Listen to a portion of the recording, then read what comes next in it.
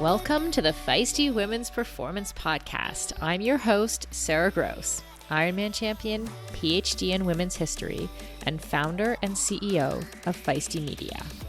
I started this show because I wanted to cut through the BS of diet culture and fitness culture and actually learn from high-achieving women at the top of their game who have figured out how to feel and perform their best at every stage of life. So I chat with experts, elite athletes, and leaders who have learned to succeed despite the massive gender data gap in exercise and medical science and product development.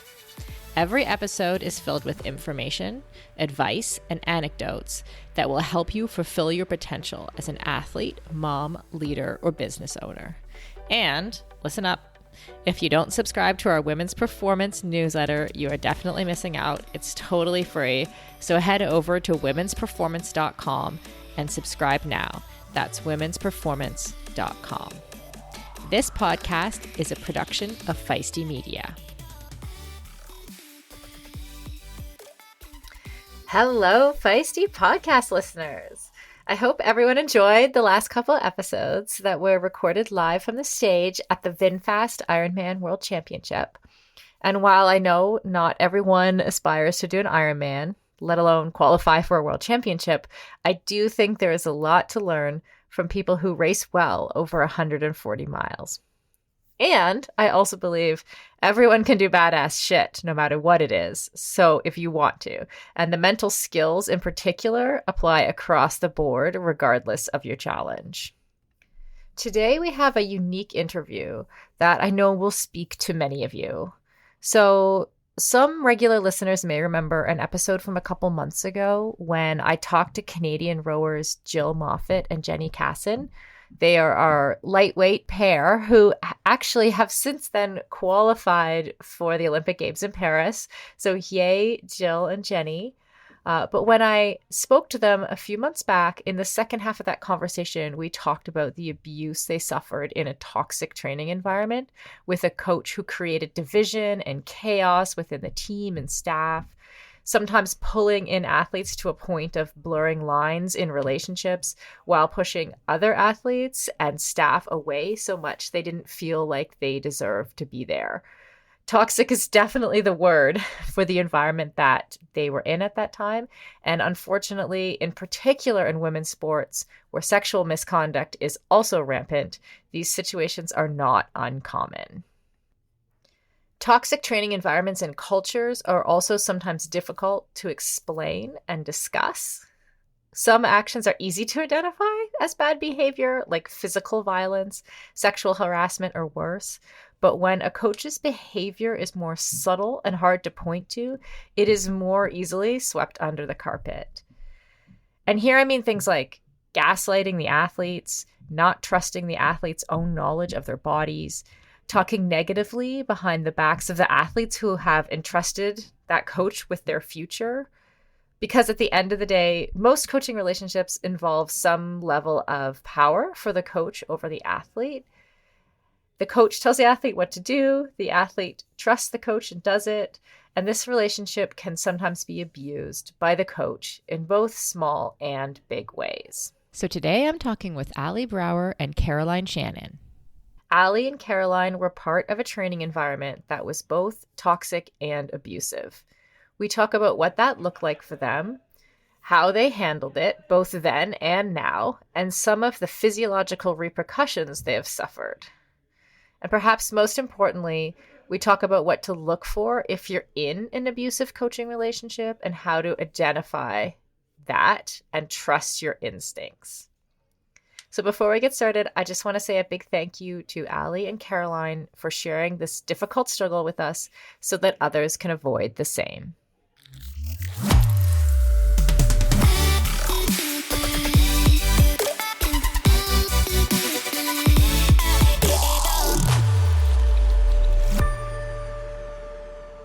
Ali, Caroline, so good to see you today. I love having triathletes on the podcast, although I try not to get too geeky about triathlon for our audience, but welcome. How are you both doing today?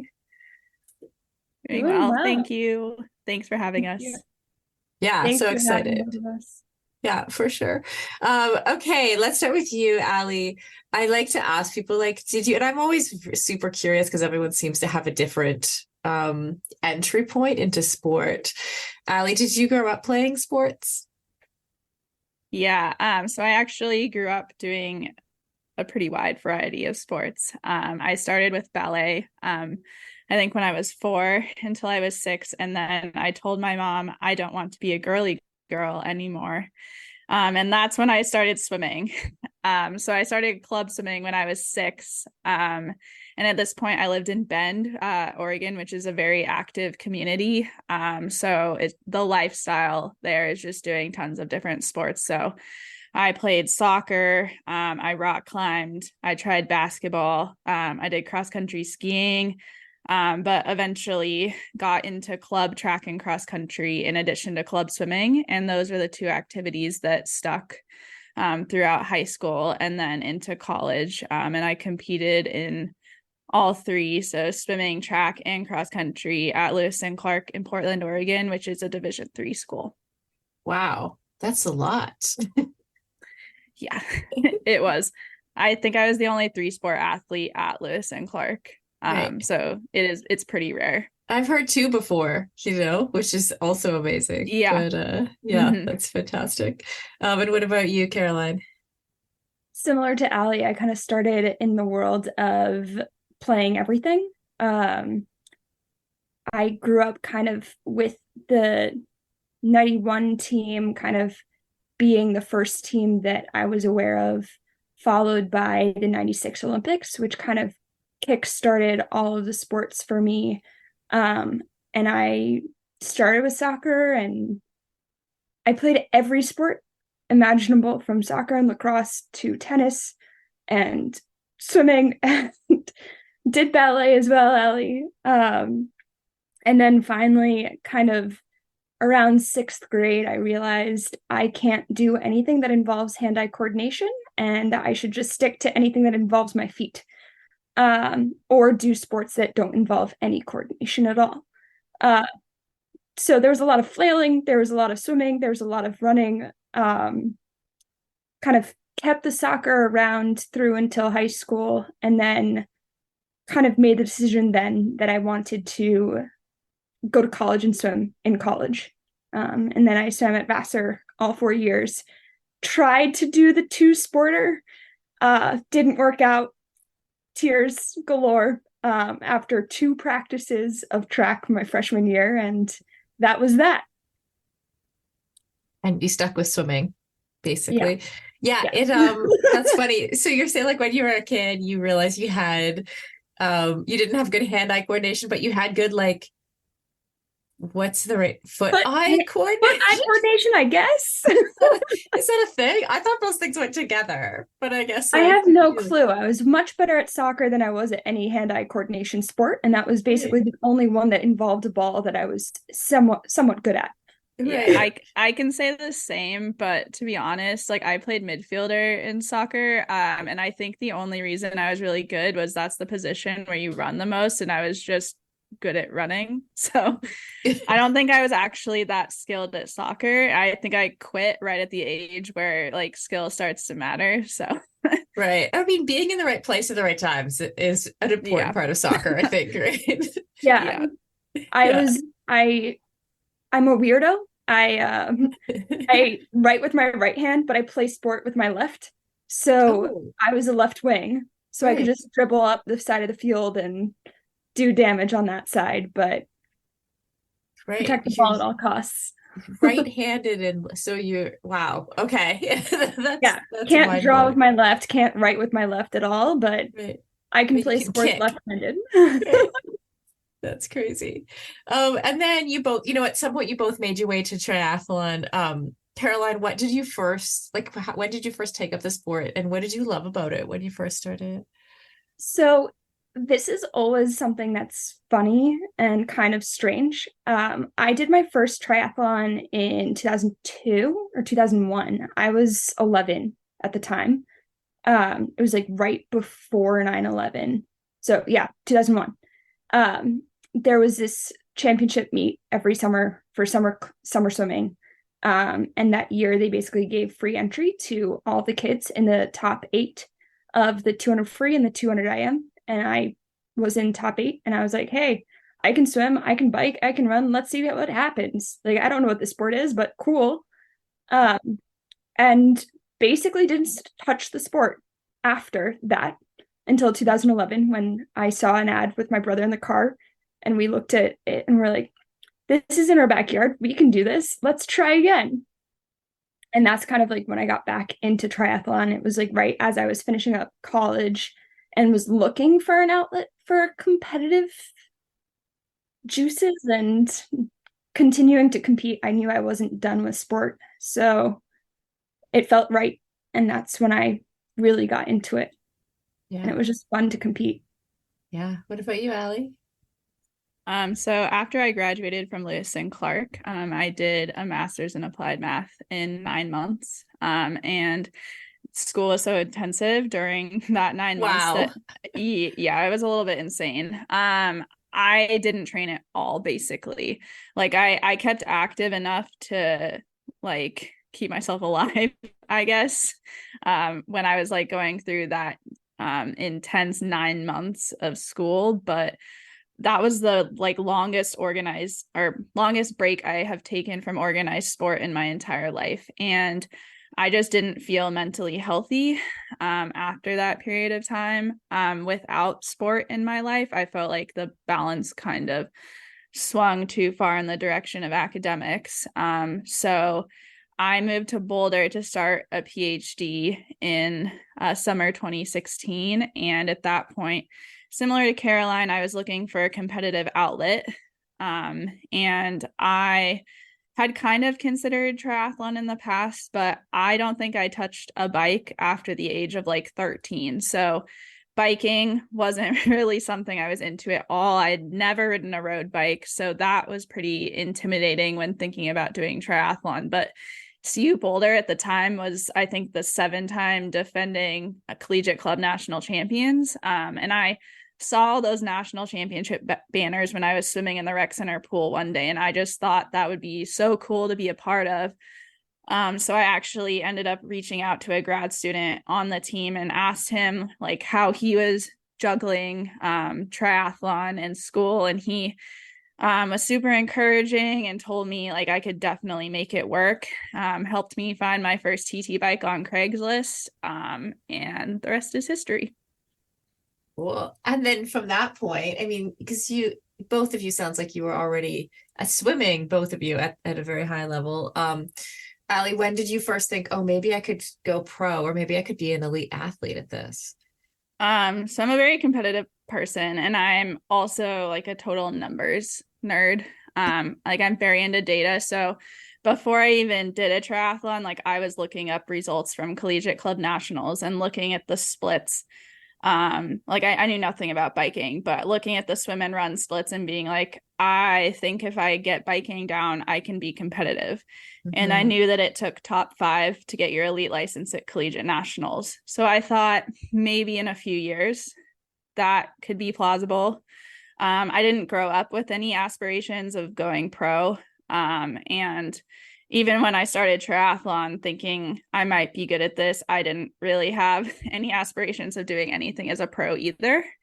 I was mainly just looking to be competitive again. But then I ended up winning my first race, which was our regional championships, and getting 5th at collegiate club nationals in 2017 in my second race. So I did end up qualifying for my elite license pretty much right off the bat. Cool. Yeah, just like when talent shows up, it happens, right? Mm-hmm. Yeah, exactly. Mm-hmm. Yeah, good for you. What about you, Caroline? Well, I started doing triathlons kind of just every summer when they were local and around the area. I remember after the first one, I got like the email from USAT being like, congratulations, you qualified for nationals. And I thought that was the most ridiculous thing ever. Like, bar nothing, it was the most ridiculous thing. I'd never qualified for NCAAs, never qualified for US nationals, for swimming or for running, anything, and like barely biked. Like I was biking to commute to work, and that was it. And I was saying, I was like, this is hilarious. Take someone who's mediocre at best at all three disciplines, and suddenly they're good at the sport. And I was just like, there's no way I'm going.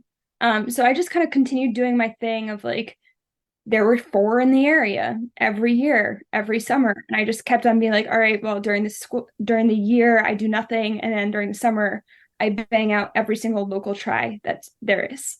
And like pretty quickly, there were a couple of girls in the area that were kind of better than me, but like still kind of competitive. Like Cecilia Davis Hayes is one, Nicole Falcaro is another. And so we kind of like were able to push each other a bit to kind of bring out the best of each other on the day. But it simply wasn't enough. And then Cecilia and I qualified for nationals again in 2015. And that's when my brother and I were like, let's go and let's do it. And so I raced nationals that year. Didn't really think anything of it. I really wasn't training at all. And then afterwards, my coach was like, you just qualified for world championships as an age grouper in your first nationals. Like, and I was like, I guess, like, what is that? Mm-hmm. Like, didn't have any clue as to what that meant. And he was like, I feel like the bike that you just put out is good enough to get a pro card next year if you try. And I was like, I don't know what that means, but let's try for it. Like, if you think that this is a thing that I could do, let's do it. And this guy was just like a local age group coach in the area. And like a friend of mine, like an age group guy friend of mine, was doing well with this guy. And I was like, all right, let's try it. Let's see. Like, I'll pay for a year and see what happens. And then at New York City in 2016, I finished second of the age groupers behind Cecilia. And, oh, wow. The two of you together. Yeah. And so we took our cards that year, that like winter. Right. 2017 was my first summer. So when you had that first result, like at US Nationals, did you really, like, it sounds like your coach sort of told you that you had performed well, but did you really not have a sense of that at all? I was disappointed in myself for that race. Like, oh, really? Yeah. I mean, I had been like the big fish in the small pond before going to nationals. And like, there were a couple of girls that I came out of the water with. I came off the bike with them and I simply couldn't hang with them on the run. And I was just like so mad that I hadn't been able to like go with them. And so I had no idea where I had placed, what I had done. And like, I was like, okay, whatever. That was a good experience. Yeah. As a lifelong runner and triathlete turned CrossFitter, I am stoked to announce that the athletic eyewear brand Tifosi Optics has joined us as a partner here at Feisty Media. Tifosi sports glasses hit all the marks for athletes. They're shatterproof polybicarbonate, so the lenses not only reduce glare, but also offer scratch resistance, which I 100% need. They stay in place when you are moving. The hydrophilic rubber nose pads actually get more grippy the more you sweat, so they are secure and don't slide down your face even when you're running in hot conditions. No matter what sport you do, Tifosi has shades for you. Whether you love tennis, fishing, pickleball, running, cycling, or just hanging out on the beach. They are super reasonably priced, which I love, so I can have multiple pairs that go with any outfit. And of course, Feisty listeners get a special discount. So head on over to tifosioptics.com and use the code FM20. FM as in Feisty Media to get 20% off your order. That's FM20 at tifosioptics.com. I'll put a link in the show notes to make it easy for you. Endurance sports should be accessible to everyone, right? That's why we are so excited to be partnering with Motive. Motive is one of the fastest growing training apps in the world today, with thousands of amateur athletes signing up every month and a nearly perfect 4.9 star rating in the App Store. You are not a template, and your training plan should not be either. Prepare for running races, triathlons, cycling events, duathlons, or swim runs, however your season schedule shapes up, and get training written by some of the best coaches in the world in each discipline who know what it takes to help amateur athletes reach their goal on race day. The app takes the training written by those experts and then creates the most optimal training plan for your schedule, abilities, and goals. Plus, the training is fully customized to your race schedule, how much you can train each week, your current abilities, and the goals you want to achieve in your race. You can use the app for free as long as you want, or get all the upgraded features from the app for just $19.99 a month. But as a Feisty listener, you can sign up at mymotive.com and use the code Feisty for 2 months of full premium access. That's right, you get 2 months of premium for free. So you quite literally have nothing to lose. So head over to mymotive.com, mymotiv.com, and use the code Feisty, Feisty.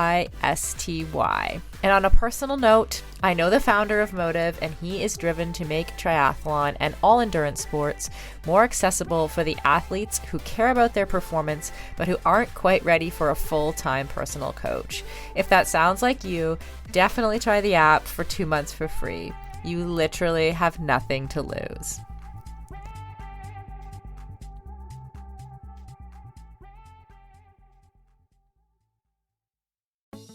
For decades, running shoes have been researched, tested, and designed for men.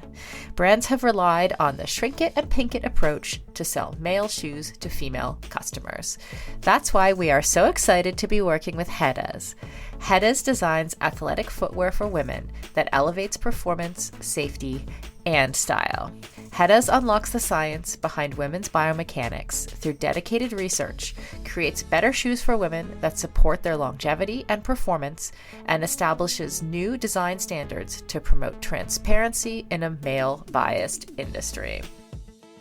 Hedas have a lower ankle collar to reduce rubbing, a breathable mesh toe box to allow for ventilation and to allow for female toe shape, a special kind of plate in the midsole to keep tired legs going, a narrow heel cup to reduce heel slippage and take the pressure off our Achilles, and a rounded instep to create a snug fit.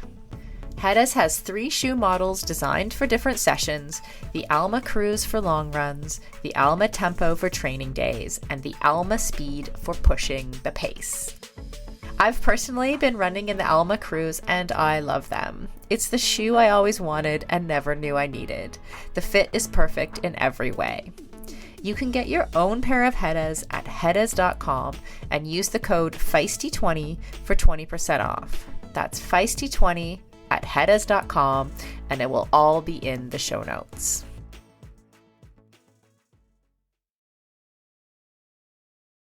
At some point, okay, the two of you, you're like on kind of an upward trajectory in the sport, right? And at some point, I'm aware, because we've had previous conversations, that that upward trajectory was kind of derailed, if you will. So can you, Ali, maybe let's start with you. Could you just sort of tell us that story, like how, you're on your way up, you're improving. When did you start to notice that something wasn't quite right? Mm-hmm. So this actually happened over a period of about 4 years. So I'll have to go back to 2017 after I qualified for my elite license. At that point, triathlon was becoming the biggest passion in my life, and I was super burned out on academia. So I actually ended up quitting my PhD program and deciding to focus on competing as an elite in triathlon. I really wanted to train with a group because I've always enjoyed training in group settings in the past, and I thought that would be the way to get the most out of myself. So I saw ads that a coach was putting out for like a summer training camp in 2018. So I applied and I was accepted. And this coach also had plans to turn this 2-month summer camp into a full-time daily training environment, or DTE. So I ended up going out for the summer camp, and then he ended up coaching me for the next 4 years. I'd say pretty quickly on, in this group training environment, there were a lot of red flags. But my success was on an upward trajectory, and it continued on that upward trajectory, like from 2018 through 2021. Like, despite a lot of injuries, like I was continuously improving in the swim and bike, even when I couldn't run. And then when I did get back to racing, especially in 2021, I transitioned to 70.3, had 2 pro podiums, qualified for 70.3 worlds, had the best races of my life. And during that year is probably when a lot of things started bubbling to the surface. So I'd say the first sign that things were going downhill was my mental health started degrading. And I've had mental health issues in the past. Like, I've struggled with depression and anxiety, but I've never really felt that athletics was actually detracting from my mental health. So 2021 was the first time in my life that I have felt that. I felt incredibly burned out on sport. And that's not something that I had ever experienced before. So that was a big red flag to me. I just struggled with motivation. It was hard for me to work up the energy to even get out the door to training. I dreaded team sessions because I was struggling with a lot of the dynamics on the team at that point. And yeah, it took all of my energy, all of my mental and physical energy to get out for my workouts. And aside from that, I just wanted to like lay in bed and isolate myself in my room. So that was kind of the first sign that things were going downhill, and that like that increase in mental health issues happened before my physical health actually started to degrade. When you're saying, so you went on the summer camp and then you did join this training environment, this DTE. Yes. When you say DTE, like I almost cringe a little bit about it. Like, just knowing, like, because I've been part of a training group in the past as well. And I know how that environment can work. And I know that the people, like often the people who did the best, like came and went from that environment and weren't necessarily there all of the time. And then also like daily training, sorry, it just makes me feel like, it just gives me that sense of like someone's trying to control everything, Yep. and like at some point we need to like have a beer and some pizza and like just chill out, or whatever that looks like. So I'm having a little bit of PTSD as well. Oh yeah. But and Caroline, am I right? You were part of the same training group?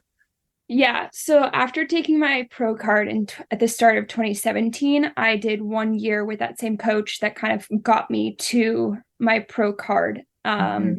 Again, I had grown up in a program for swimming where the overarching idea was, if it's not broke, why fix it? And so since I'd had success with him as an age grouper, had qualified for my pro card, I thought there's no reason not to continue with him into my pro career until things don't go well or don't progress. And the understanding was always that at some point I was going to outgrow his program and I was going to have to move on. And so by the kind of September of 2017, I was like interviewing a whole bunch of different coaches that coach mostly elite athletes with like 1 or 2 age groupers who are kind of up and coming. And I ended up seeing the same ad that Ali did for this training environment that was going to be for the summer of 2018.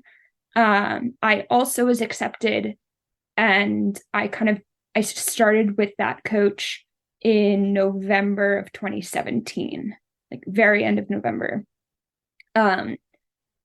At first, it was everything that I wanted, and I kind of was just like, all right, this is great. Like, I'd never trained with power before. I'd never done a winter of training on a turbo. I had really never spent much time in the pool. Like we hadn't really done anything substantial in the pool. I'd basically been doing a track session, a long run, and 2 longer bike rides a week. And that was where I was at. But you've never been training in a pool? No, I didn't. Oh, From the wow. time I graduated from college until like I joined his program, I basically was like on my own. It was like the understanding was I was going to do what I was going to do and my swim was fine. Right. Yeah. And so I kind of was just like, all right, we're going straight back into like swimming 5 days a week, like not nearly as much as what I did in college, but like there were 2 other sports that I had to train. And like I was all in on it and I was like totally okay, but I was working full time as a French teacher at an independent school in New York City, which definitely kind of made the decision to go with a program that was going to allow me to do summers with the team. And then, like you said, Sarah, kind of get out of it for the school year and come back for breaks and like come back for like 2 weeks here, 2 weeks there, followed by like the full summer with the team. That was an understanding when I joined the team. And then 2018, I felt like during that summer, things were going well, like dynamics kind of similar to what Ali had of not really enjoying the team training sessions started for me that summer. Like I went from being excited to be driving up to Massachusetts to do this training environment to basically dreading every single workout within months.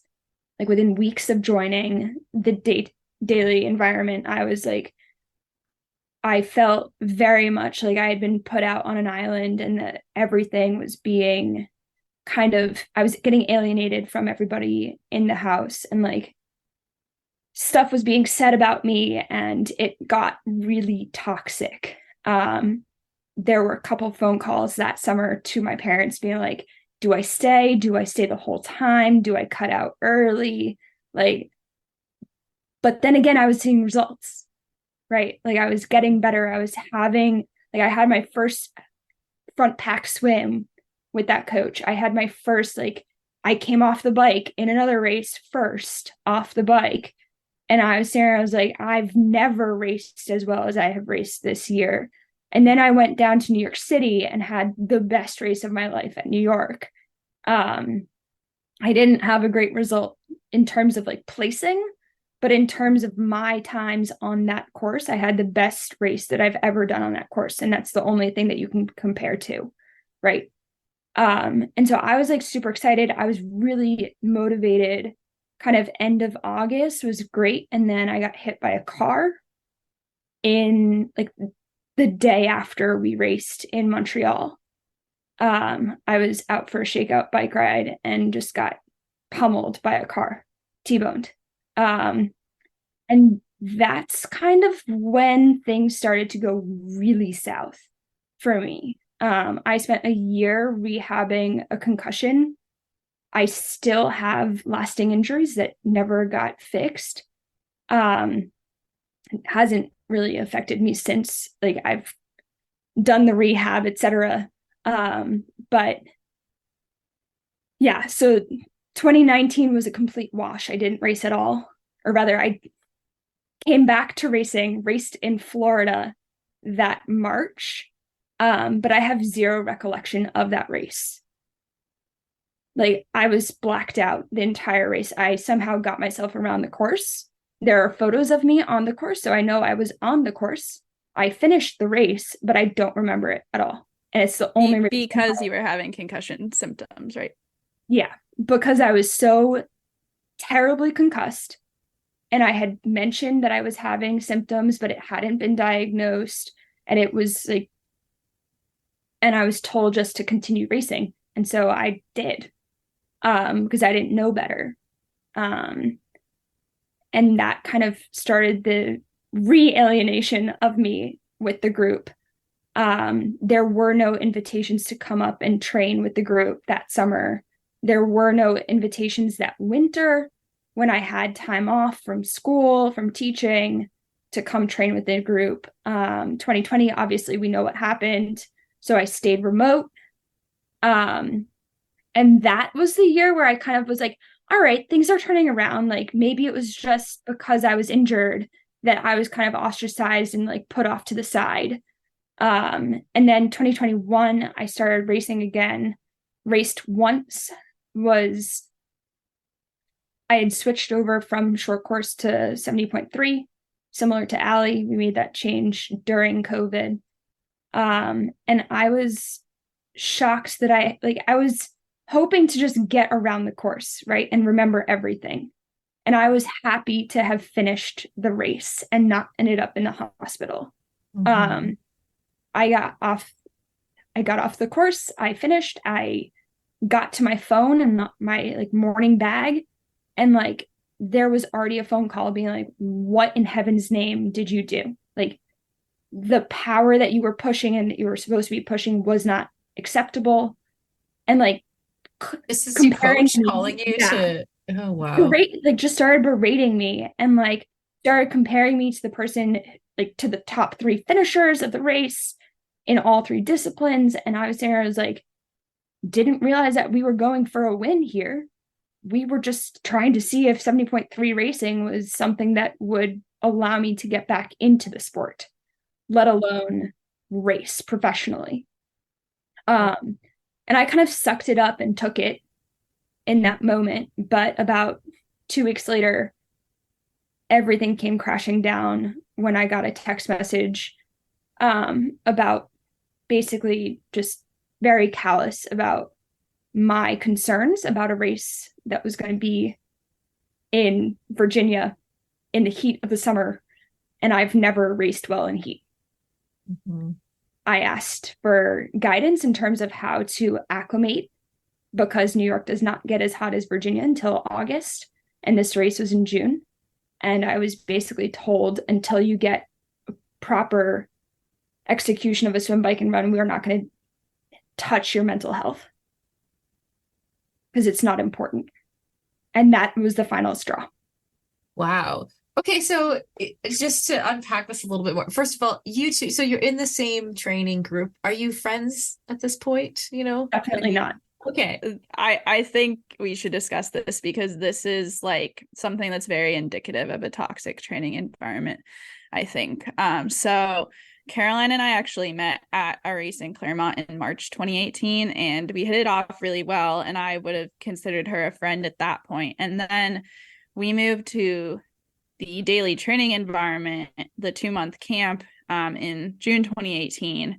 And very quickly that friendship degraded. I was in a position where I was the coach's favorite. And I think I learned very quickly if I acted a certain way, if I did everything he wanted to a T, I was going to get the most attention and the most emotional and financial support. So I'm a people pleaser by nature. So it was incredibly easy for me to get stuck in that pattern and like to do everything I could to continue being the favorite. And then we have Caroline, who is like the scapegoat, basically. Like that whole summer, there was a narrative that Caroline was not committed, that she was faking injuries, basically like that she was a terrible athlete and that the coach didn't care about her as much as everyone else. And I think he played a huge part in furthering that narrative and like talking crap about her behind her back. And like it got to the point where I think like everyone on the team was like cordial and like nice to her face, but like there's a lot of shit talking going on behind her back.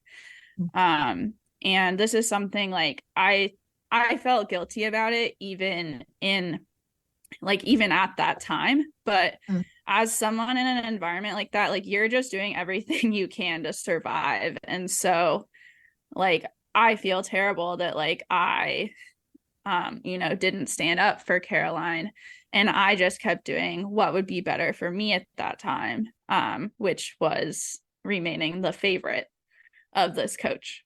So Yeah. And like during that time, like I was fully aware of how much shit talking was going on behind my back because the house was I don't know, what would you think, Allie? I think it was like 100-year-old, like flimsy It wall. was a super old house. We had no, There was no AC. I was and it was stuck like in a it was a closet. super hot summer too.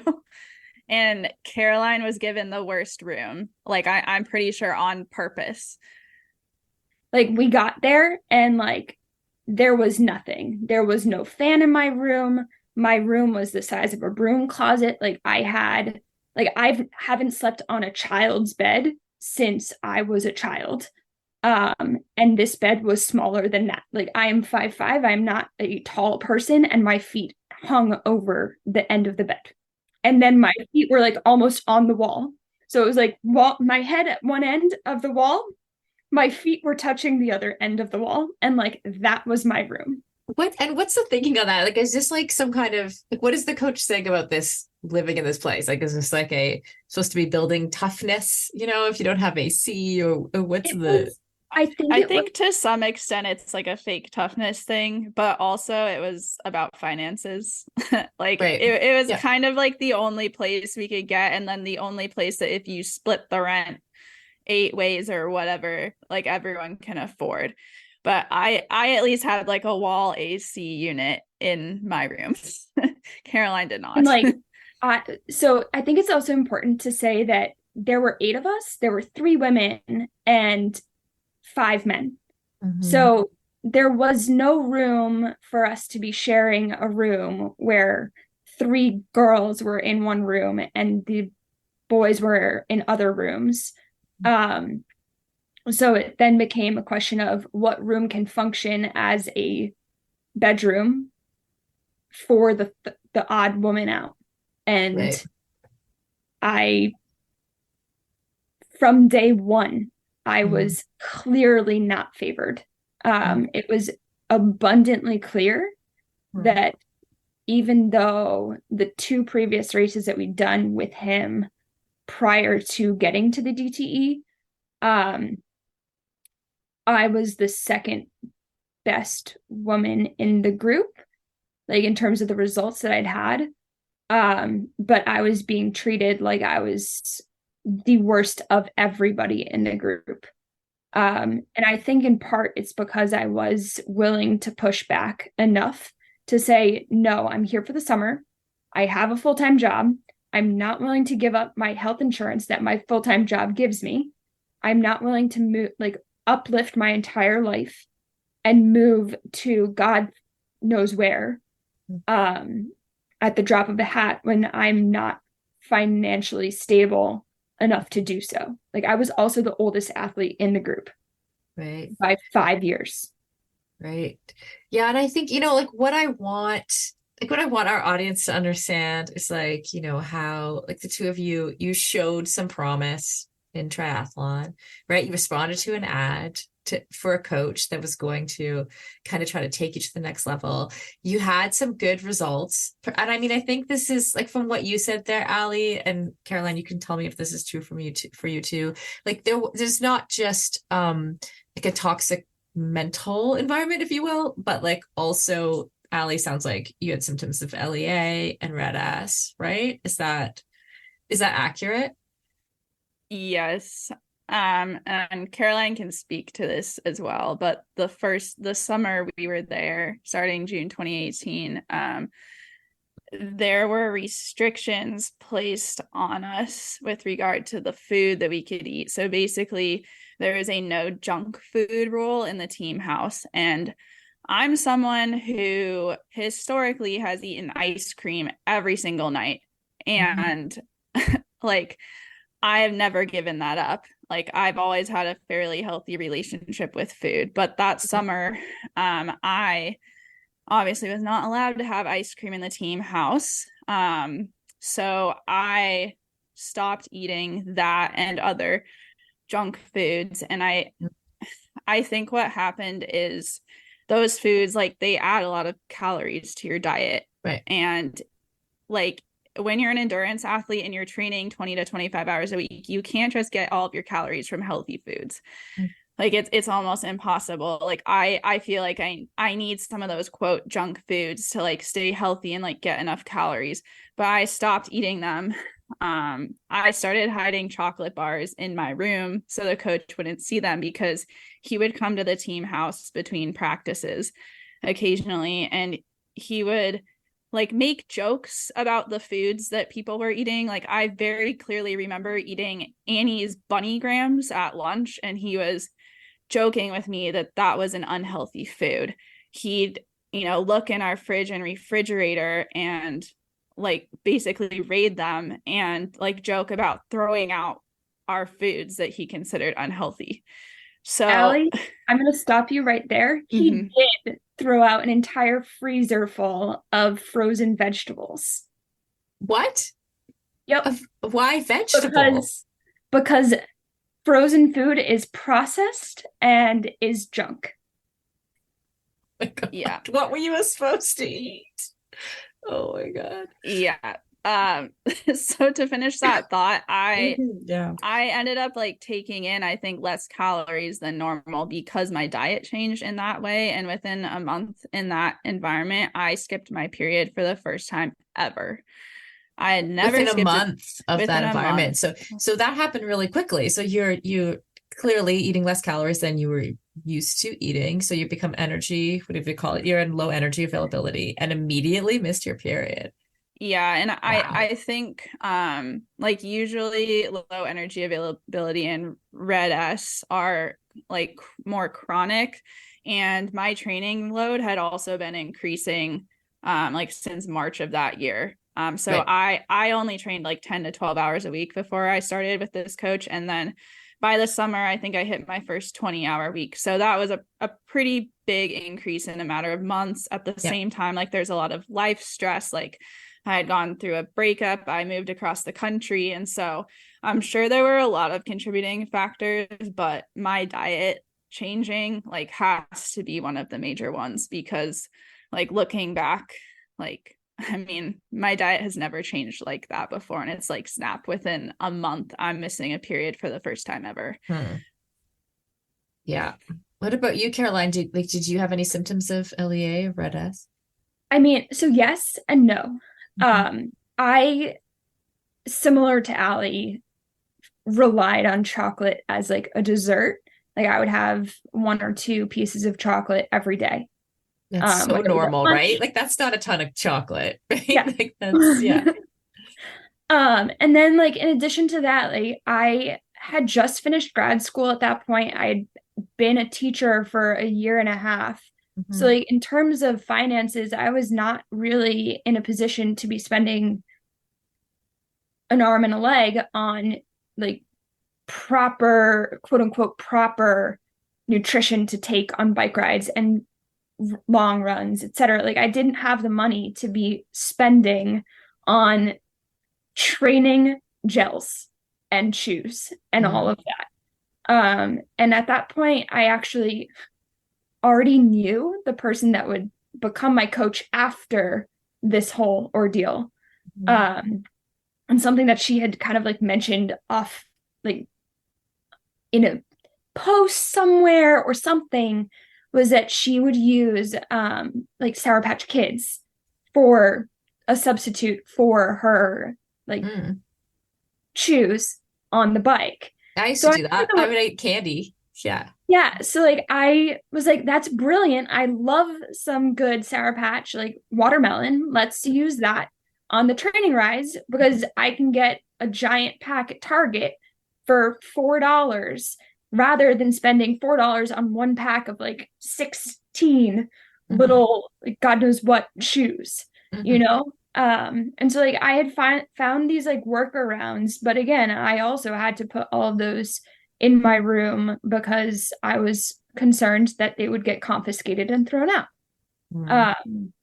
And within a month, I didn't lose my period, but I had the worst period cramps and period experience of my life. I thought I needed to get hospitalized. Like it got so bad that I got out of a workout and like at that point in time, I wasn't in the, like, I knew that like the only way to survive was to do every workout to completion. I like, otherwise we were going to get berated, and that was not something that I wanted.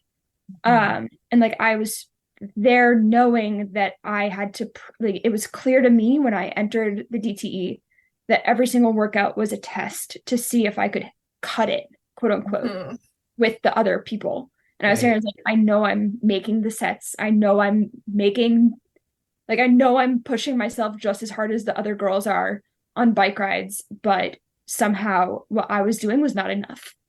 And that, I mean, it started in June. By July 7th, I had my period and I was in so much pain. I had to get out of the pool and I was crying in the locker room during the rest of the rest of that swim session. And on the way home from the pool, I have never in my life puked from period pain. And I puked my guts out on the side of the road. I had Ali stop the car, and I got out of the car and I retched my guts out. And somehow I still was faking it. Yeah, I'll just jump in here and like what Caroline said about like needing to prove herself. Like what it felt like to me was that summer was since I was the favorite and Caroline was like the scapegoat, it was like we were pit against each other in training. And at the time, I felt like Caroline was just trying to race me constantly. And I was just exhausted by that. Like I was annoyed, irritated. And looking back, like it's so clear what was going on. Like I didn't see it then. And that obviously affected my relationship with her negatively because I like could not stand training with her. But looking back, you see that she's trying to do everything she can to get this coach's attention because no matter what she did, it wasn't good enough. But then she sees me just being like doted on by him and she's doing the same things I'm doing, but she's not getting that kind of attention. Like we would be, he put us in lanes next to each other so that we couldn't swim in the same lane. And we would do 2100s threshold. Oh, so you're going head to head, essentially. Like that's what he was saying. Yeah, and he did this in like, I would touch open water as well. At the same time as her. And she got doted upon. And like I was told you need to be 2 seconds faster per 100. Like, there was never a time in the training peaks like where it was obvious to me that like I was doing enough. So I was like, all right, well, apparently whatever it was that we were holding that at that point in time is not enough. I need to push it harder and like just bury myself further. And like I was just burying myself because he was making it so that it was like whatever I was doing to keep pace with what Ali was doing was not enough for him to like say, okay, that's fine. I had better race results. And I think this set a precedent very early on that the top performing athletes were always going to get the most attention. And I think this is important to note because a lot of coaches in these DTEs will say like everyone gets equal attention, but that is not true at all.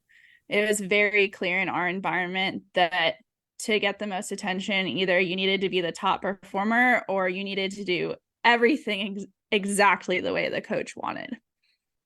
And I will add that it ended up becoming, even for you, Ali, a situation of you had to do both. Yes, exactly. Building muscle can be tough, and gains can be so slow, even for those of us who do a lot of strength training. As an ex-endurance athlete who is now in perimenopause, I know this all too well. It can be frustrating to put in the time in the gym and not see the results I'm looking for. That's why it's super important to take the right supplements at the right time. One of those supplements is essential amino acids, which are needed to trigger muscle protein synthesis. Muscle protein synthesis happens when you eat high-quality protein, like eggs or whey. And by supplementing with additional essential amino acids, you can make sure you are getting the full benefit of your training sessions. Targeted essential amino acid formulas can be up to 4 times more effective than just eating protein. I've been taking amino acids for almost a year, and in combination with eating quality protein and a couple other supplements, I have managed to turn the tides on age-related muscle loss, which starts at 30 for women, by the way, and I have continued to make strength gains as I head towards 50. AminoCo has been a long-time sponsor of Feisty Media and has supported all of our brands and podcasts over the years. I recommend starting with AminoCo Perform, and you can grab some at aminoco.com/performance. If you enter the code PERFORMANCE, you will save 30% and receive a free gift if it is your first purchase. Give it a try and let me know how it goes. That's aminoco.com/performance and use the code PERFORMANCE to save 30%.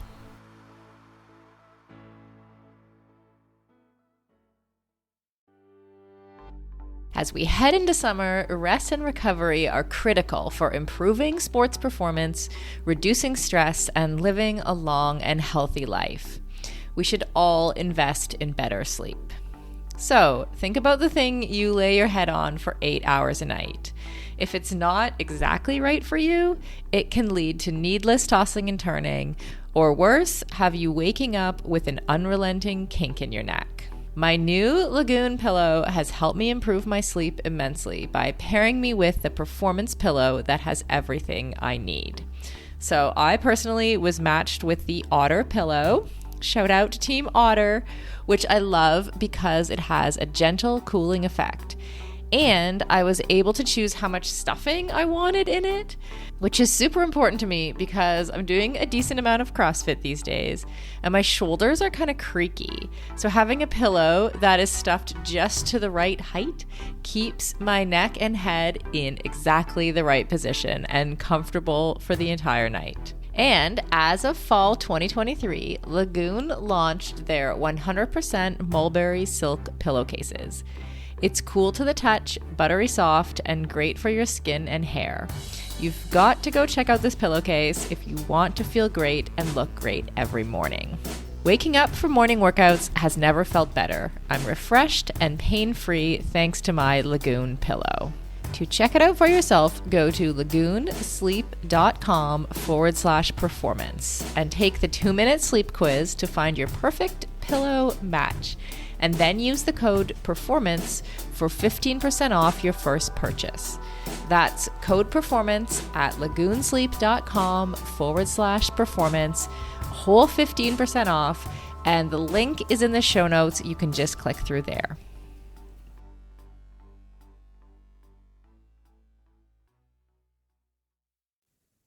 Yeah, I'm getting like army camp vibes from this whole story. You know what I mean? Like you come here, it's like you're surviving instead of performing, right? And it's like whoever's like the strongest, quote unquote, comes out the other side. You know, like that's the feeling I'm getting. Is that I think there were a lot true? of scenarios that we faced in workouts that were all about like fake toughness. Like just throwing like crazy, like that whole summer actually. In 2018, we did not know the sessions ahead of time. Like we would show up and, you know, some days were easy, but other days, you know, we're getting like tons of intensity thrown at us. We have surprise, you know, open water races, stuff like that. And I feel like this continued on throughout the full-time DTE. And what ended up happening for me training wise is like, I feel like I was going to the well so many times per week in practice. And eventually if you're doing that much intensity, like if you're doing like a 10 out of 10 effort multiple times a week, you are going to suffer the consequences. I was just, you know, I think you know, it sounds like you've painted a picture of this toxic kind of training environment. You know, what I'm wondering is, I'm sorry for the straight question, but like, why did you stay? Like, maybe I'll ask Ali that first. Like, what was the promise that made you stay? Or when at some point you must have started to see the way that the coach was kind of affecting you negatively, right? Like, Yeah, so there are multiple answers to this question. I'd say the first one that applies most broadly is that this coach did such a good job of making it sound like you needed to be in this type of environment for success. And I think the same can be said about a lot of DTE coaches in the sport of triathlon in general. This coach in particular would shit talk athletes, like his own athletes who weren't in the DTE. He would shit talk athletes who left the DTE and say that they weren't going to make it in the sport, they weren't going to progress anymore. I mean, that's a manipulation tactic to make you feel like you are not going to succeed unless you stay in the environment. So that was a big one. The second one I already touched on was I was having success, and it's a lot easier to just be in denial and ignore the red flags when you're having success. Third, this coach invested in me a lot emotionally and financially, because I was one of the top athletes and because I did things the way he wanted. And all of that, I believe, looking back, was another manipulation tactic, because it made me feel like I was indebted to him. And if I went against him, if I challenged him, like he was going to guilt trip me and he was going to bring up everything he'd done for me. I knew, like, if I left in the future, I felt like the narrative was going to be that he put so much into me and I had just left him high and dry, basically. So that was also going on. And then there was so much gaslighting. And the one thing that was the final straw for me, was about a month before I left in 2022, I was told, so I think I was having a conversation with him about like a lot of concerns about the environment and like social dynamics within the environment. And I was not doing well mentally. And I was told that my mental health issues were going to persist whether or not I left the team. Like, they would persist if I left the environment. Like, he was saying I needed to go to a therapist because my mental health was the biggest thing holding me back at that point. And I think when you're having issues in the environment, and like so often it gets put back on you and your mental health, you start believing that. Like, when you bring up concerns and they're constantly invalidated and the coach is telling you, I don't remember that happening, or that didn't happen, you start to question your reality. You start to feel crazy. You can't trust your gut anymore. And in 2022, before I left, I was very much at a point where that had happened and had accumulated for 4 years. And I think at that point, like, I finally learned what gaslighting was. And I think for the first time, I recognized that it was gaslighting, that this was a manipulation tactic and it was abuse. And soon after that, I got myself out. But that's a huge reason why I stayed for those 4 years. Yeah, that makes sense, right? Like, I think we all, we all relate to that in some way. What about you, Caroline? Why did you ask myself that question daily. Similar to Ali, like, we were having success. I was having success given courses that I had done before. Like, I was seeing a logical progression, and in some cases, like, just FTP tests. I was exponentially growing on the bike. I was doing sets in the pool that I hadn't done since high school, let alone college. Because I was an IMer, so like by the time I got to college, the distance freestyle sets were long gone. They were a thing of the past. So for me, like, I hadn't done threshold 100s at that point in almost 8 years. Right. And so for me, it was like a situation of like, I'm having exponential growth. I am doing far better than what I ever dreamed I could do. Why would I go against that? There's also for me the element of, I think at the time that he took me on to the team, there was an element of like, he was already putting it in my head that like I was lucky to be getting coached by someone who is an elite coach. And like it did not help that he was getting accolades for his coaching during the time that we were there. And so there was definitely a portion of me, especially during that year of concussion protocol, that just kept going and going and going. Like I'd get through the no computer phase and no screen time phase just fine. And then it was clearance to start the return to play. And so I would email this coach and say, hey, I've been cleared to start the return to play. And it was an immediate, here's a 15-hour week. And then it would be immediate symptoms, regress, you're back on concussion protocol, you don't get a computer, you don't get any training, you don't get anything. So it just kept that cycle going until August of 2019, at which point I was finally like asymptomatic with very little training, that it was kind of like, all right, maybe we can actually start doing stuff. And so at that point, it was kind of, I'd had a full year of no racing with no result. What coach, when I pushed back, I was told, what coach is going to take you now? You haven't had a result in a year. Then COVID hit, and I still hadn't raced because COVID hit before my first race of the season of 2020. So then again, I kind of had this narrative playing in my head of no elite coach is going to take the gamble on me. He's willing to continue coaching me. Why would I leave something where like I know I'm getting coached?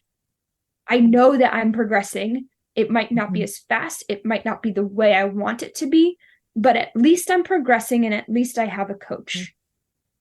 And it was and I'll jump in and say Caroline was not the only one that was told this. Like I had heard him tell other athletes, like, no one else would give this opportunity to you. Like basically you're lucky to be here.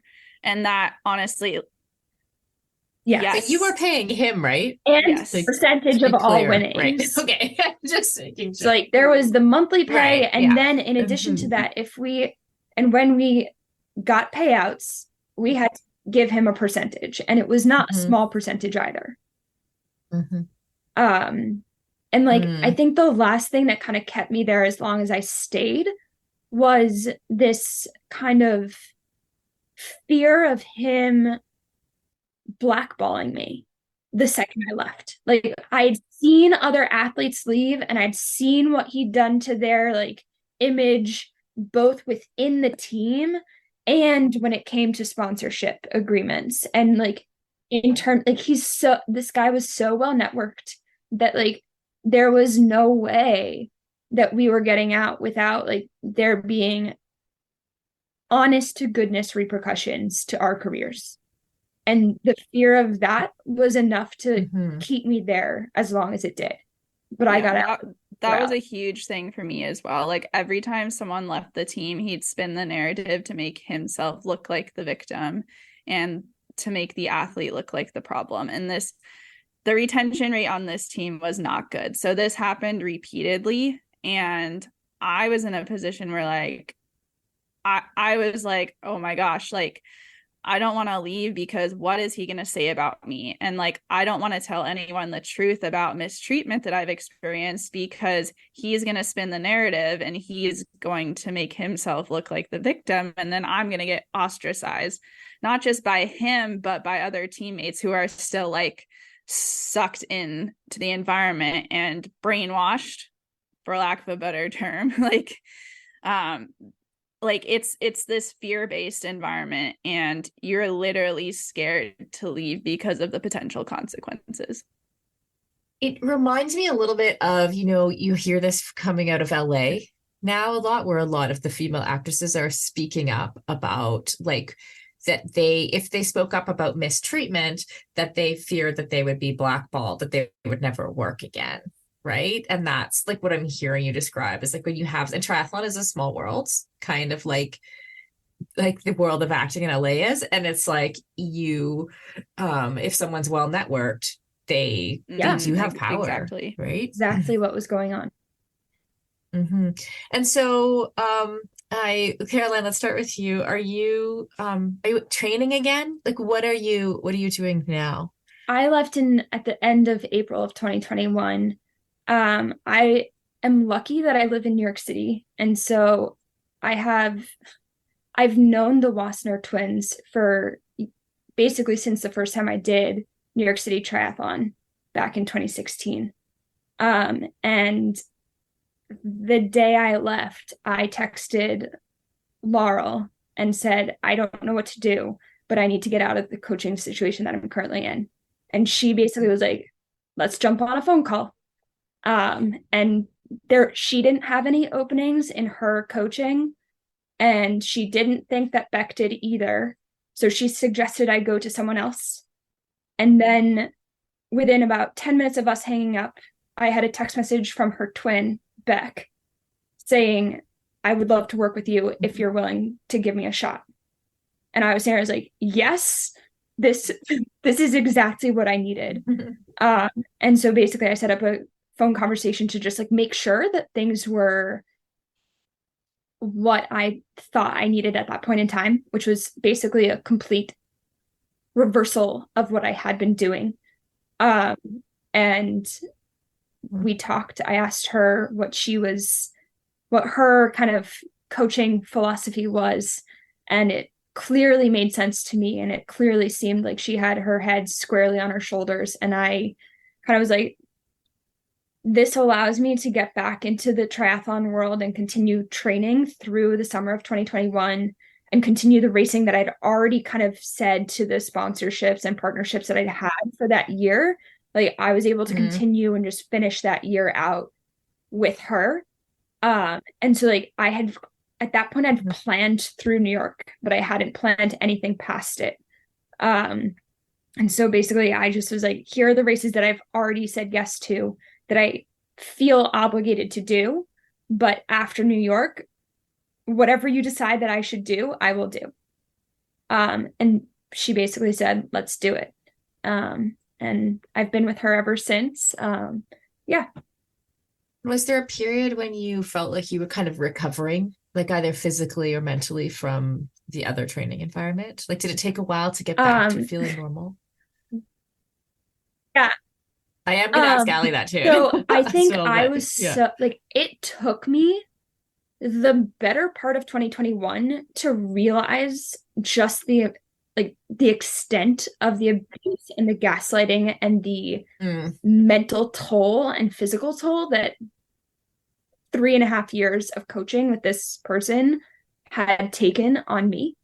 So it wasn't really until 2022 that I kind of started to like fully understand what had gone down. And I have this distinct memory of about a week before Ali reached out to me when she left, of saying and like starting to jot down everything that had happened. And that was kind of the first step for me of like getting over it.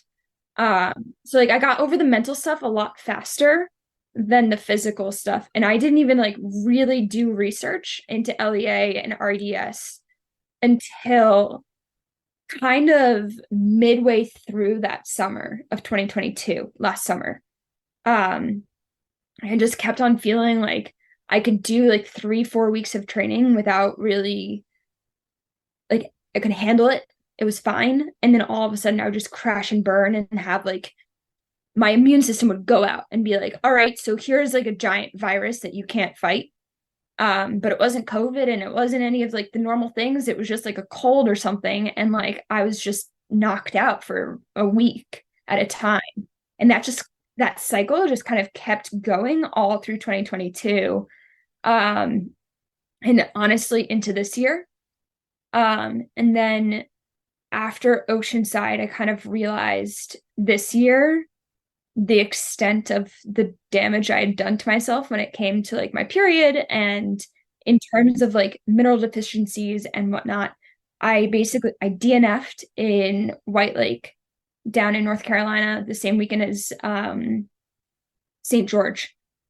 And basically that was because I did not have any energy. Like I got through the swim just fine. I got through the bike fine. I was sitting in third off the bike and like I couldn't run. Like my heart rate went up to 190 and I could not control it at all. And I was like, there's something drastically wrong with me.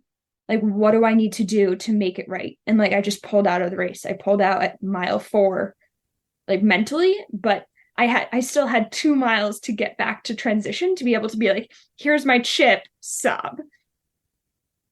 And so that's when I kind of was able to do blood work and finally see firsthand what was going on. And the numbers that I got were shocking. And like I'm still nowhere near where I need to be in terms of iron levels. I'm nowhere near where I know I need to be for vitamin B. I've never been good at processing B. It's one of the vitamins that just like I don't process it. Like I'll eat everything that has, like I eat eggs and I eat yogurt and I doesn't absorb. So you're kind of still recovering. Yeah, I think the last race I did in Ireland was the first race where I actually felt like myself. And that was the first glimpse of like knowing that like I'm doing the right thing, I'm on the right path. Well, congratulations. That's amazing. To feel yourself again is in and of itself is a thing. Yeah. Great. Yeah. Yeah. And what about you, Ali? What happened? Like, when did you leave and what happened after that? So I spoke to some of the mental health issues I started having in 2021 that I think looking back were probably the first indicator of Red S. But then after that season, so like I'd say end of 2021, beginning of 2022, I started to see a lot of the physical symptoms as well. So I mean, it's just a laundry list. Like I had unexplained weight gain, brain fog, fatigue that was not fully explained by my training load, super painful periods, GI issues, insomnia. Like it was just crazy. Like I just felt physically ill. Like it's like something is wrong with me. My body is finally saying no. So this all got really, really bad in spring 2022 as my mental health also continued to decline. I left the environment in May 2022. And at that point, I honestly, and I think this is partially due to the gaslighting that I experienced, I was telling myself like, it's just my mental health. Like I've been stressed for 4 years. Like my body has been in fight or flight for 4 years. Like this is just mental health. It's like trauma. From what I experienced, like my former coach at no point indicated that this could potentially be due to overtraining or Red S. And so I moved home thinking I'm just going through some serious mental health issues. Well, things did not improve. So I hired a new coach right after leaving. So May of last year, and he was great. He was fantastic, understanding, like gave me autonomy with training, like everything I wanted in a coach, immediately reduced my training load. But things like my physical symptoms did not resolve. So eventually I got blood work done in August 2022 for the first time in quite a while. And that showed pretty much all the indicators of Red S. So high cortisol, high TSH. So my thyroid was super underactive, low estrogen, etc. So at that point, that basically confirmed that I was experiencing Red S. And I experimented with like more of a reduced training load for a couple months, but eventually I just had to call it quits with the coach that I had hired, and say like I'm just not doing physically well enough to like continue to train this much. Like it just doesn't make sense to have a coach at this point. So since November of last year, I've been taking like more of a step back, and I'd call it self-coaching, but it's not really true self-coaching because I'm not doing like a ton of structure yet. Like I'm kind of just training 10 hours a week, putting emphasis on enjoying the sport again, doing what feels right, like a little bit of structure because I think I'd go crazy without it, but still not doing much. And I have no plans to race anytime soon because my body just needs to like go through this process, and I kind of just need to let it run its course. I also did see a therapist last summer, which was actually my first time seeing a therapist in my entire life, and that kind of confirmed that what I experienced was abuse, that I was going through trauma. I finally reached out to former teammates to tell them what had happened, and that I think was huge in this experience because that was the first time that I had ever been validated in what I experienced and in what I was feeling. And I'm so grateful that I worked up the courage to do that, and that these athletes that are my former teammates were willing to hear me out, share their side of the story, and validate me, because I think that was a huge part of my healing, and like finally accepting that this was as bad as I thought it was. And I don't think you can really heal without admitting that to yourself. So I think one thing that to note here is like how serious, sometimes we underestimate how serious LEA and Red S can be. And then in the situation you two are describing, you've layered on all of this kind of like abusive. Chronic stress.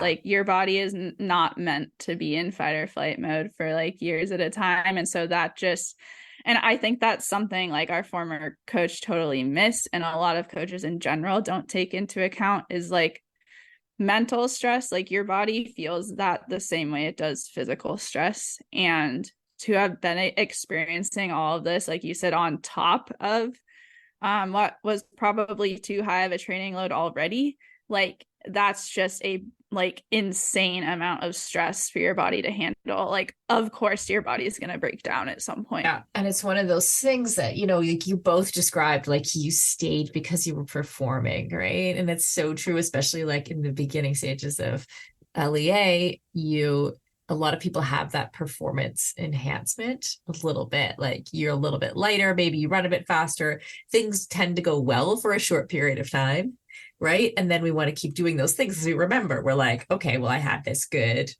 great race, you know, this when I was this weight or whatever, you know, those things are, when I was like eating in a certain way.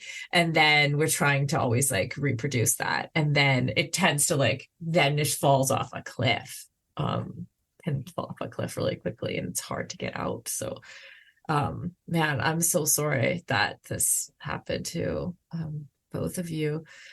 Did you, you know, are there things, if you could look back, like what would you tell, say, like a younger athlete or someone like just out of college who's looking for a training environment? Like, what would you tell them, Ali, what would you tell them to look for? So one of the issues I think we both ran into is that when we started working with this coach, like he's super young and he didn't have a lot of former athletes yet. And so there wasn't really a good way to vet him.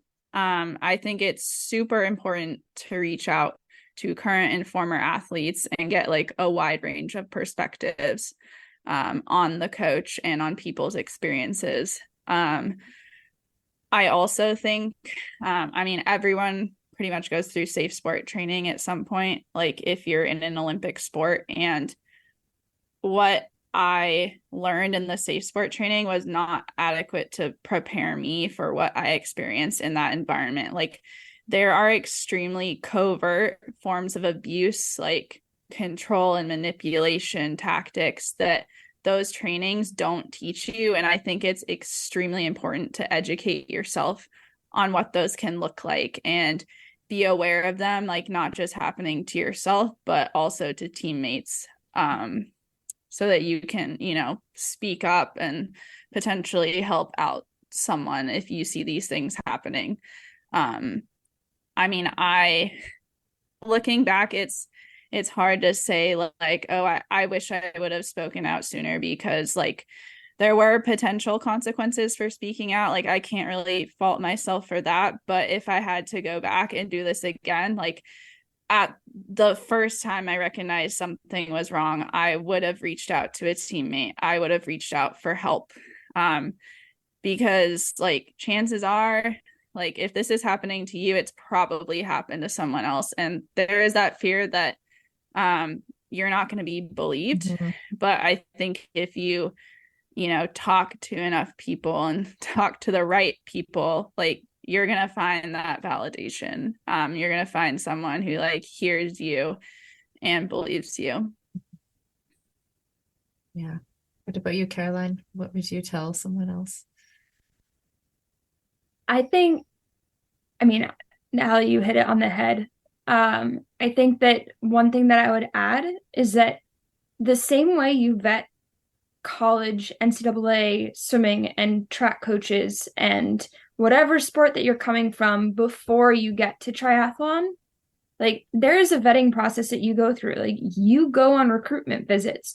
You talk to athletes that are current athletes. You talk to former athletes. So you network with the people that have already gone through the program. You look at the data. Like, I'm not nearly as much of a math person as Ali is, but like, I remember distinctly looking at the results of the colleges that I was applying to. Like, I remember looking at the results and being like, oh my God, this program does not have much history. But look at the results of the past 5 years. Mm-hmm. The improvement year to year of the athletes that are in the program is exponential. That is a program I want to go to. Mm-hmm. Then you talk to the coach. Then you understand where they're coming from, how they train their athletes, how they do things. And like red flags galore if anyone starts talking about any sort of restriction of diet. Mm-hmm. Like, if there's any mention of what you should and should not be eating, get out. Like, you don't keep going with it. You just get out. Yeah, I also think like while looking at like improvement rates can help you vet a coach, like you need to look at like the long term. Like I was there for 4 years and that is a pretty long time, but then I literally dropped off and disappeared. Like you need to look at like super long term longevity of the athlete. Yeah, longevity of the athletes in that environment. Like, are they still mentally and physically healthy years into the future? And are the athletes sticking around? Because our team, like it was like a revolving door. At the time I left, I was the longest standing athlete. Mm-hmm. So wow. Well, man, thank you both so much for sharing your stories. I hope that I hope too, like coaches, like I think we have some coaches that listen to the podcast and that people know. I find sometimes coaches don't fully take in the responsibility that they hold, in terms of what the effect that they can have on an athlete, how they feel about themselves, not just their performance, but in all ways, and how that can go wildly positive or negative for someone. So I wish coaches would take a little more responsibility in general, for people's well, especially if you're going to have them in a training environment and basically living on a training camp. That's a lot of responsibility for someone to take on, and I hope people take that very seriously. Yeah, one thing that I also would add on that aspect of the coaches who are out there, like I just came off of 2 years of coaching a USA Swimming Club year-round team. And it wasn't until I did the coaches training separate from the athlete safe sport training that I started to see the red flags from this experience. And all of a sudden, the floodgates opened, and it was like clear as day. And like, I guess another thing that you can do as an athlete, like it doesn't cost money to do the coaching certification with Safe Sport. And I found that the coaching one is a lot more in depth than the one that athletes go through. And I guess I didn't see the red flags that I should have seen because Safe Sport is so new that when we started, Safe Sport training wasn't even part of like the protocol that we needed to go through to become an elite athlete to compete internationally. We had the yearly physical that we had to have on paper, but that was it. And now it's a yearly thing. And I think that the fact that the coaching one is more in depth is helpful, but you have to be conscious and cognizant of what you're reading and studying as you go through the training. Yeah, and also one thing to know on top of that is like I think a lot of safe sport trainings focus on coaches who are in a power imbalance with regard to minors. Abuse can happen to adults too, and I think that's one thing where I feel like people struggle to like take this seriously when you're not a minor, but like this can happen to you as an adult, and it does not mean it's your fault, and it doesn't mean it's any less worse than you thought it was. Like this can have far-reaching impacts no matter your age, and you can be taken advantage of by a coach no matter your age. Yeah, that's absolutely true. I was saying to Ali when we were talking before the show, like how when I was at the female athlete, what's it called? Female athlete conference in Boston, I was just, and I forget the number now, so this is going to be anticlimactic, but the number of safe sport reports, like it was something like 1,500 a month or a week or so. The number was insane, right? For the amount of resources that safe sport has. So the types of issues that you're talking about and what you experienced is very, very common, I think, unfortunately, and in particular in women's sports. So thank you both for telling your stories, and hopefully we can continue to change that, and also have more female coaches, which is, I think, part of the solution. It's not that men can't be great coaches, they can, but most of those safe sport reports are related to male coaches, and I think just having more female coaches in the mix will help a lot too. Mm-hmm. Yeah, I actually just started coaching a month ago for the first time. Fantastic.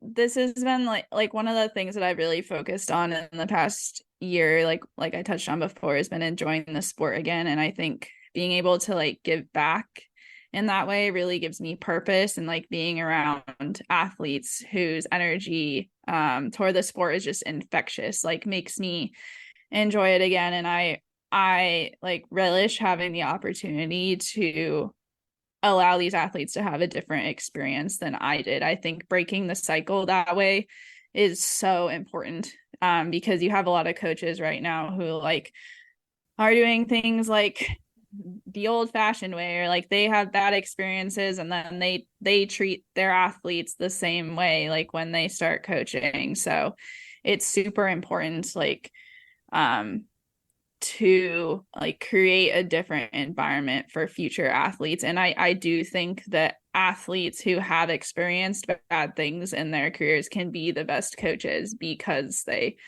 clearly see what needs to be different. Yeah. I think that one of the coolest things that I've noticed since switching from having a male coach to having this coach who is a female for me has been the realization that the only other time in my life that I had a female coach, I had the best results of my life. And like, I mean, this year has been a testament to that. Like, even despite having to like completely revamp my vitamin intake and my mineral intake and like fixing the things that have been wrong for far too long. The understanding and the ability to have a conversation about my period without feeling like it's an invasion of privacy is something that one can only have with another female. And I find that I've been able to be a lot more open now with what was going on because I have a female coach again, and I can say to her, hey, I had a really bad day of my period. The workout didn't happen. How can we rewrite the rest of the week? And like that is never like to break the taboo of talking about our periods. We'll never be comfortable with a male coach, but we can help make that less of a taboo and more of a thing that is useful in terms of adjusting, not necessarily using it as a crutch. Yeah. Yeah, absolutely. All right. Well, here's to the female coaches. Yeah. Woo! Yay. Amazing. Well, thank you both. I will let you get on with your evenings, and Caroline, take care of your car. But yeah. Anyway, thank you both. I appreciate you both so much, and I look forward to putting this episode out into the world. Thank you so much. Thank you.